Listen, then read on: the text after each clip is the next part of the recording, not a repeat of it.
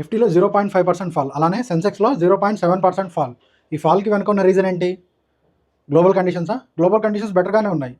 Crude oil price అనేవి లిమిట్లోనే ఉన్నాయి. అలానే ఇండియన్ రూపీ కూడా 96 కంటే బిలోగా ట్రేడ్ అవుతూ ఉంది. బట్ రీజన్ ఏంటి? హెచ్డిఎఫ్సి. ఎస్, మీరు విన్నది కరెక్టే. ఈరోజు మనకు హెచ్డిఎఫ్సి బ్యాంక్లో 2% కరెక్షన్ అనేది కనపడింది. So hello traders, welcome back to trading floor Telugu daily analysis video.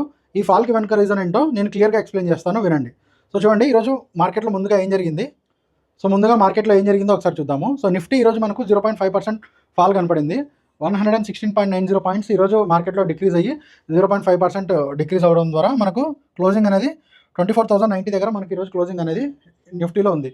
So Sensex -539 points నెగిటివ్గా క్లోజ్ అవుతూ 0.70% నెగిటివ్గా క్లోజ్ అవ్వడం అనేది జరిగింది. సో ఓవరాల్గా క్లోజింగ్ అనేది ఈరోజు 76,930 దగ్గర 933 దగ్గర ఈరోజు మనకు సెన్సెక్స్లో క్లోజింగ్ అనేది చూడొచ్చు. సో నిఫ్టీ వెనక సెన్సెక్స్ వెనక ఉన్న మేజర్ ఫాల్కి సంబంధించిన రీజన్ ఏంటి? ఈరోజు సెకండ్ కన్సిక్యూటివ్ డే చూడండి. సో మధ్యలో ఓన్లీ 1 డే మాత్రమే బులిష్ క్యాండిల్ చూసాము. తర్వాత కన్సిక్యూటివ్గా 2 డేస్ కూడా మనకు మార్కెట్ రెడ్లో క్లోజ్ అవ్వడం అనేది జరిగింది. రీజన్ ఏంటి? వార్ సిచ్యువేషన్స్ వరస్ట్ అవుతున్నాయా? కాదు. క్రూడ్ ఆయిల్ ప్రైస్ ఇంక్రీజ్ అవుతున్నాయా? అది కూడా కాదు.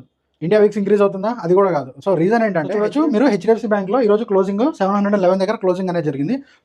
ఈ ప్రైస్ అనేది మనకు exactly 2.5 years back first time చార్ట్లో ఈ ప్రైస్కి రావడం అనేది జరిగింది. సో జూమ్ అవుట్ చేసి చూపిస్తాను చూడండి మీకు.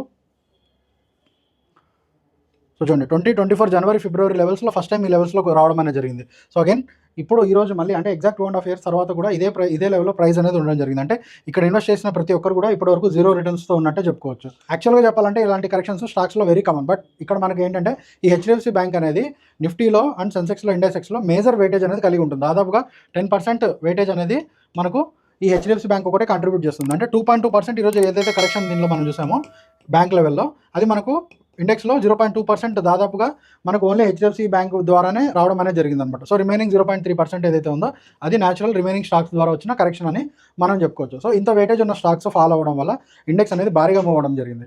సో క్రూడ్ ఆయిల్ కంట్రోల్లోనే ఉంది.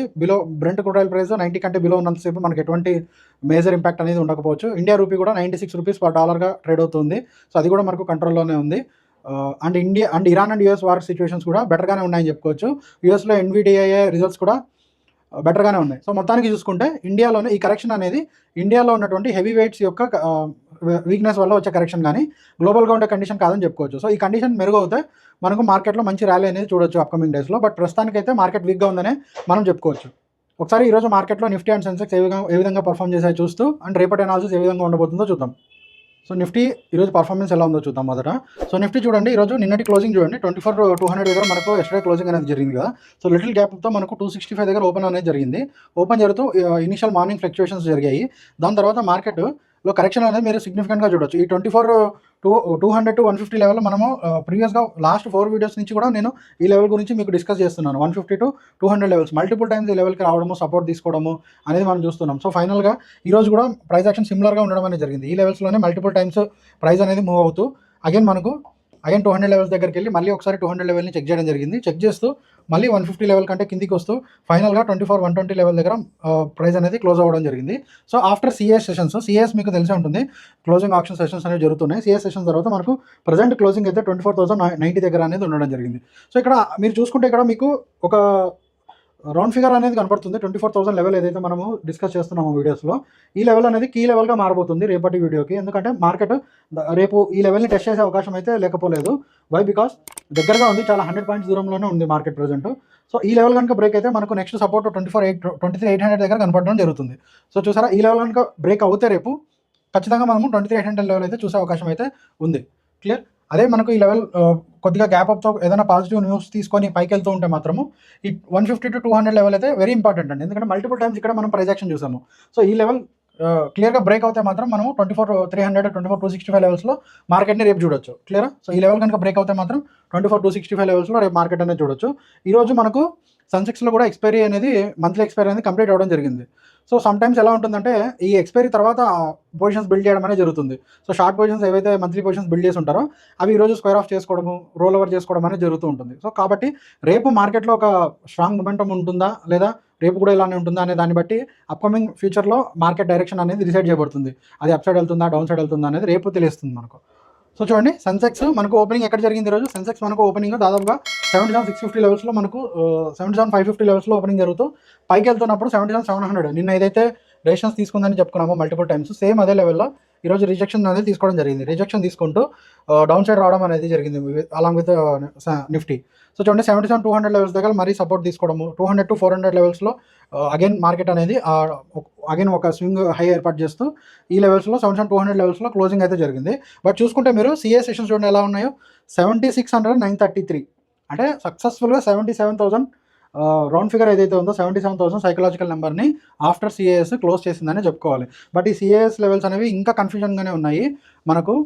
ఇది స్టార్ట్ అయ్యే 20 days అవుతున్నా కూడా మనకి ఇంకా ఈ సిఎస్ ఆక్షన్లో పార్టిసిపేషన్ అనేది తక్కువగా ఉండడం చూడొచ్చు. అట్ ద సేమ్ టైం కన్ఫ్యూజన్గా కూడా ఉన్నాయి at the same time. So చూడండి సక్సెస్ఫుల్గా 77,000 బ్రేక్ చేసినట్టే కనపడుతుంది. కానీ మార్కెట్లో ఈ రేషన్స్ నిజంగానే బ్రేక్ అయిందా లేదా, మార్కెట్ రివర్స్ ఓపెన్ అవుతుందా అనేది రేపే తెలుస్తుంది.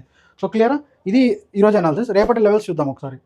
సో నిజంగానే 77,000 బ్రేక్ చేసి మార్కెట్ ఫర్దర్గా డౌన్ వెళ్తే మాత్రం నెక్స్ట్ మనం చూడాల్సిన లెవెల్స్ 76,800 ఇమీడియట్ సపోర్ట్గా మనకు వర్క్ చేస్తుంది. దాని తర్వాత 76,500 అండ్ 499 లెవెల్స్, 76,500 లెవెల్స్ మనకు మేజర్ సపోర్ట్గా ఇక్కడ తెలుస్తున్నాయి. లేదా మార్కెట్ గ్యాప్ అప్ అవుతాం అగైన్ పైకి వెళ్తుంటే ఈరోజు మార్కెట్ ఎక్కడైతే రిజెక్షన్ తీసుకుందో మల్టిపుల్ టైమ్స్ 77,200 ఈ లెవెల్ ఇంపార్టెంట్గా ఉండబోతుంది. 77,200 కూడా క్రాస్ చేస్తూ పైకి వెళ్తే మాత్రం మనం 77,500 దగ్గర అగైన్ ఇంకొక రెసిస్టెన్స్ అనేది మనం ఐడెంటిఫై చేయొచ్చు. సో ఈ విధంగా రేపటి అనాలిసిస్ అనేది ఉండబోతుంది. సో ఈ విధంగా నిఫ్టీ అండ్ సెన్సెక్స్ అనాలిసిస్ అయితే రేపటి మార్కెట్లో మనం గమనించవచ్చు.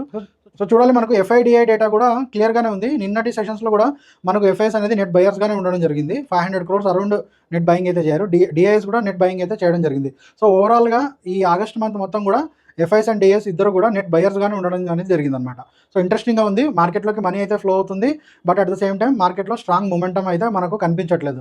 Only because of HDFC bank last few days నుంచి ఉన్న డ్రాగ్ వల్ల ఇలా నడుస్తుందా లేదా ఇంకేదైనా రీజన్ ఉందా అనేది మనకు అప్కమింగ్ సెషన్స్లో మాత్రమే అన్ఫోల్డ్ అనేది అవుతుంది. సో ఇలాంటి డైలీ అనాలిసిస్ వీడియోస్ కోసం మన ట్రేడింగ్ ఫ్లోర్ తెలుగు ఛానల్ని సబ్స్క్రైబ్ చేసుకోండి.